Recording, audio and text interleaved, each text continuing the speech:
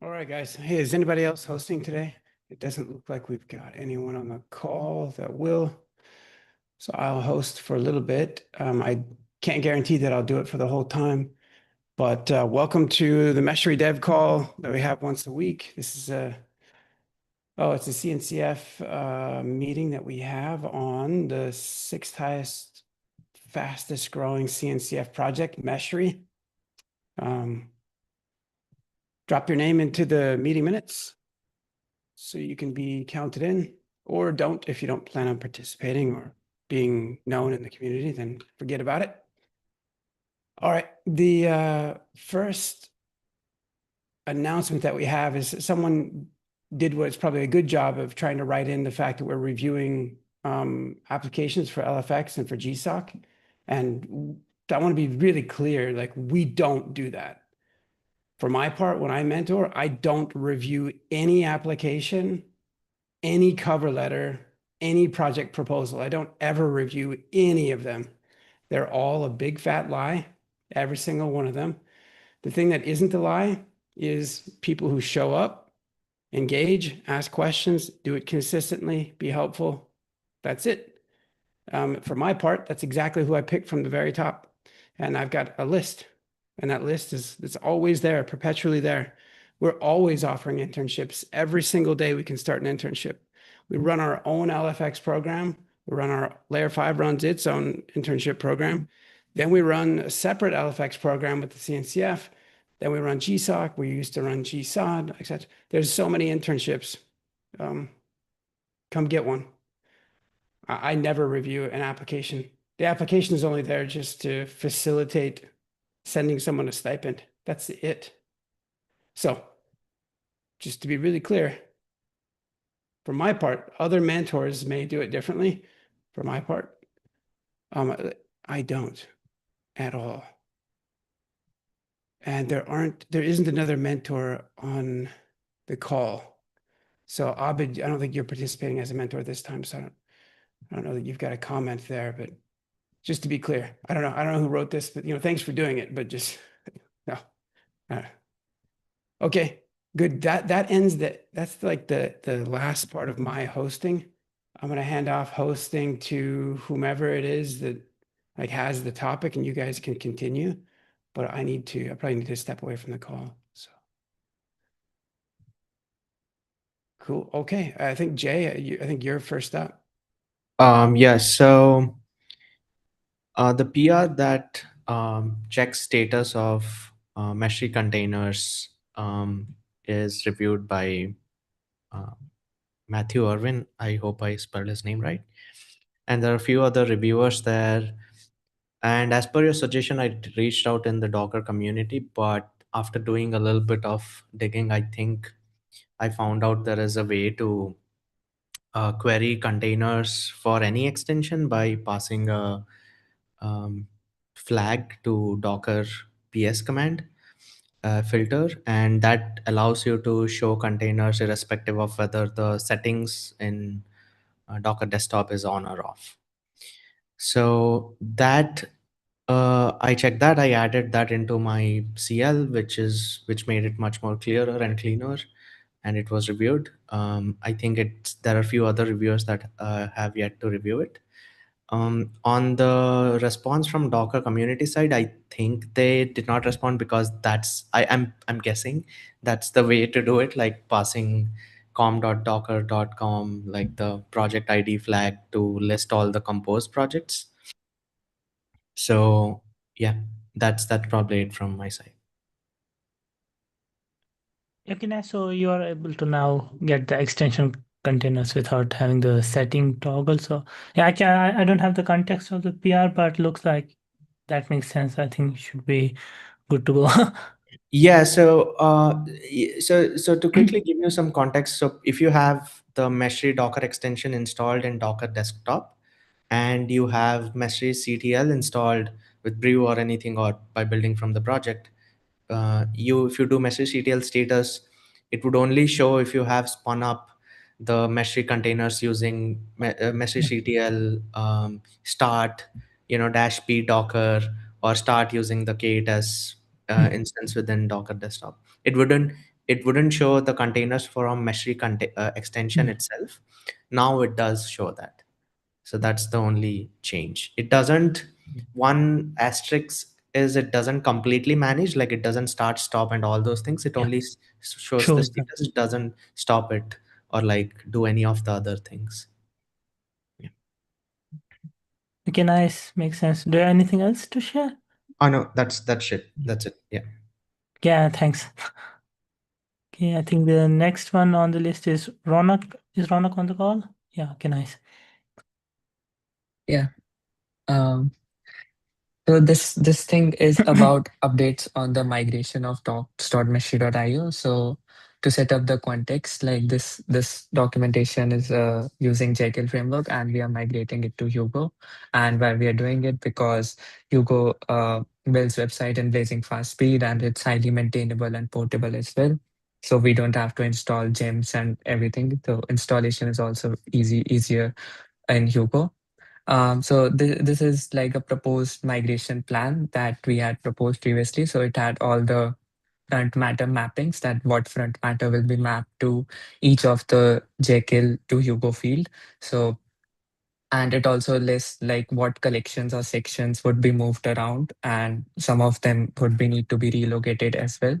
So talking about, for example, the permalink. So we are structuring, so in the old docs.meshy.io, the current one, we mentioned a permalink in each of the page. We hard code it, but in the new Hugo docs, we are structuring our docs in such a way that Hugo automatically generates URLs based upon the content directory structure. So for example, if I go to the extension section over here, and this the underscore index.md, that's the landing page for this section. So the URL for it would be um, localhost/extensions, like the base URL. And the thing over here is like this shows up content till like services, and the below you are seeing the listing over here, there's the child sections that get automatically dynamically inserted over here. So we are reusing some of the partials and alerts and layouts from the doxy theme that we have. We also do use same in the layer 5 docs. And talking about one good thing also we have in the new documentation, for example, if I go to if I remove or put the trailing slash, it will just automatically put it back again. Whereas in the old documentation, even if I go to if I put a trailing slash, it will give me 404 not Yeah, found. like one question regarding the routing. I think one of the things would be to make sure all of the routes are consistent, so we don't have any 404s. Are you keeping that in Yeah, mind? yeah. So some of the collections, the places from that have been changed. So the previous links are now the aliases for it. So even if we go to the same link that we had previously, so it will redirect us to the latest page. So yeah, that has been kept in mind. Okay, so like also I think like in terms of the content organization, we'd probably want to keep the same organization of the content, because I think it was like polished a bit and we spent some time there to organize it. But yeah, just It's completely the same. Just the thing about two collections. So for example, in the current documentation, the integration section. So if we go to the integrations, here we have all the models. So they show up in extension and slash integrations. So that's valid. But if we click on any of the models, so this page shows up in extensibility. So I had a talk with Lee as well for this. So he told me that extensions are specific to the that extends Meshery architecture, for example, models and adapters. So ideally, they should live in extensions, not extensibility, and Mhm. extensibility Yeah, should only reference them. Like, okay, this is the page for it. yeah. So in the new docs, we have moved like the adapters and the models in under extensions, and the previous links have been now added as aliases. So, for example, in Yeah, the yeah, makes sense that I think like one thing I think that might be on your list is like as we go ahead with this migration, we need to migrate or update the model generates, so because they output Mhm. into this Yeah, particular. yeah, yeah. Yeah, okay. Yeah. So the action items, the currently the migration, all of the sections have been done except installation section, and the action item is left that we need to update all the workflows that auto update the docs new. Yeah. So I have a question for it. Like, is there any other the workflows that auto update the documentation? So all of them, they do live in Meshery/Meshery, or does they live in any other repository as well? No, I think they mostly live in Meshery, like the workflows and the functionality. And like I think you might add, I'm not sure if you have already added it somewhere inside the system, like to update the Meshery CTL registry commands to output into the new directory structure and inside the new Hugo format. Because right now it probably uses the JKL format when it's outputting the models because they are auto-generated. Okay, I think is this one like it lives under reference/Meshery CTL? No, I mean like the auto-generated models, the one that you were showing, they are Mm. auto-generated. So they are generated from the Meshery CTL Yeah, command. yeah. That one, yeah. So we need to just change the path over here to the new directory structure and point them to update the models. Yeah, I've seen that. Yeah. Also update the logic because it uses Jekyll, like it formats in accordance Mm. with Jekyll, not Hugo. So yeah, just two small things. So we need to update the Meshery CTL Yeah, command. Meshery CTL Okay, registry command. Yeah. okay. And some ways like you can help. So in the new documentation, some things are not like correctly formatted, so we need to run prettier and ESLint over there for formatting. And also like the currently we don't have any search functionality over here, so we also search it redirects back me to the same page. So you can add some of the things over here, and we need to also rewrite the page that is about the contributing to Meshery doc, so it references the old Jekyll, and it's a documentation framework it's referencing. So Yeah. this page also needs to be rewritten. So feel free to open an issue about this one. So yeah, that's all from my side. Okay, thanks. So I don't see here. So I think we can move on from her item. And so we have Sarika Sharma. Are you on us? Sarika? I don't see you also on the call. So moving ahead. Pragalva, like I think you are on the call. You can share. Yes, so I only had a question. Whenever we are running meshctl base flag, whenever the user inputs something that is less than one, Yeah. then the server silently, defaults it back to 0. So my question here is, should we, pass an error to the user, or tell them that it has been formatted to default? Like, yeah, my question is just that. Yeah, actually, I'm not sure like if we are doing it consistently, like if we're using some utility for our pagination, but yeah, if we are have centralized the utility, then we can probably just Yeah, error up and tell them because sometimes what users think is like if they do -1 or 0, it might return all of the page or something like that. So yeah, it's better yeah. to just error out and tell them. Yeah, the main logic is in the utility in Yeah, server, so it's a quick change. yeah, makes sense. Yeah, But yeah, yeah, like actually, if you do it, just do it on the like Meshy CTL level, not on the API level, because I- there might be some API clients that are using and they would just start breaking and we okay, have a hard time finding that. okay, sounds good. Yeah. Okay, nice, thanks. So we have Kavita. You have an item you can share? Yeah, there are two items actually. So the first one, okay, one second, just let's share the screen before talking. I hope you can actually see the screen. Yeah.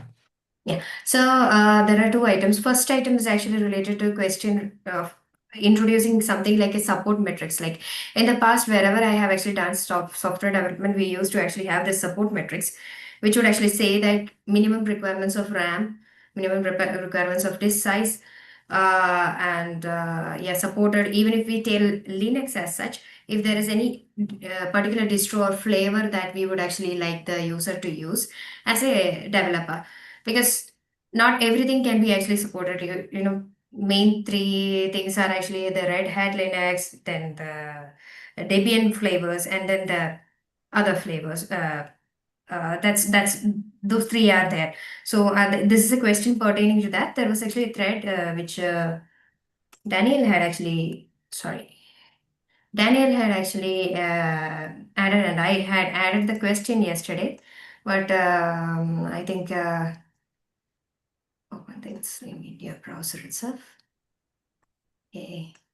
Yeah, he had so many so many observations related to having a guidance for the Windows user and whether the Docker needs to be installed prior to executing the command, all those things. So in addition to that, like this is question which I had because I noticed this thread in which Kishore had actually told to set the node options to max out space size 8 GB.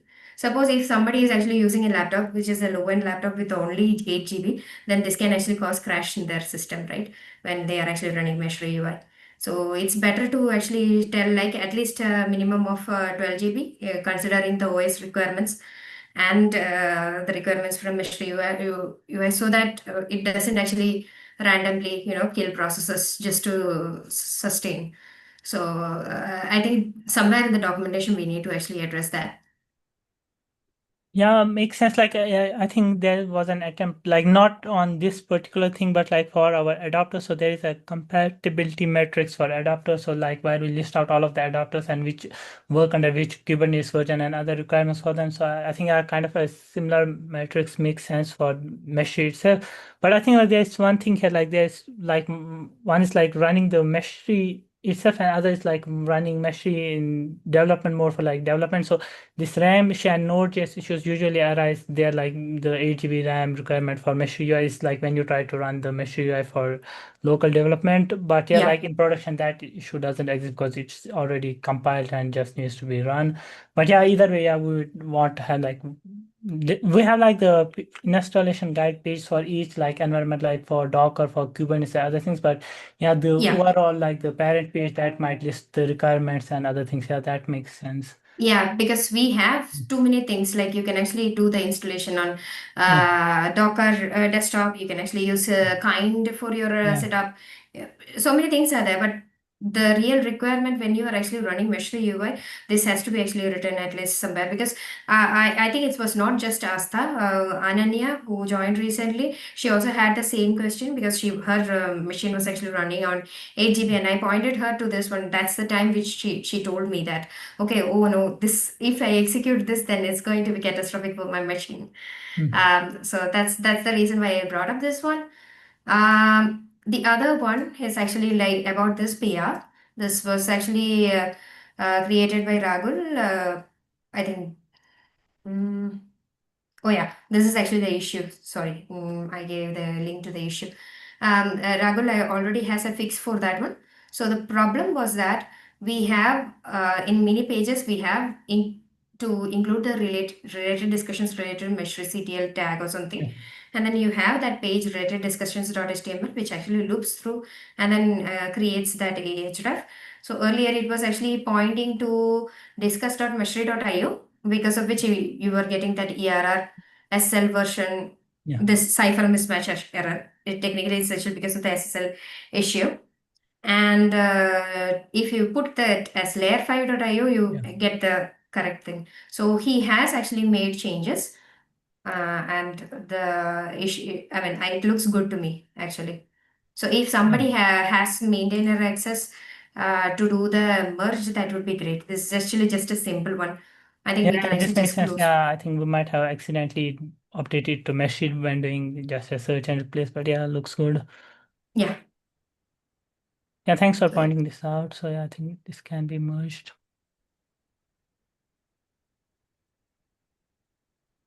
Okay, that's all from my side. Okay, thanks, Kavita. I think that's all for the items. I don't see anything else. Okay, thanks everybody. Yeah, it's a nice meeting. I think quick meeting was nice. Yeah, I think see you on next week. And also maybe there's a new meeting, like the new Excuse company me. meeting on Friday. Yeah, yes, Lynn. Hey, Abdi. Sorry about that. Sorry for interrupting. Do you mind if I bring up one topic? Yeah, sure. Sorry, I was writing it out, didn't get a chance to put it on the board. I'll put it before the meeting ends, just so it's there. I'm working on the mesh kit, the Meshery control logger migration. Okay.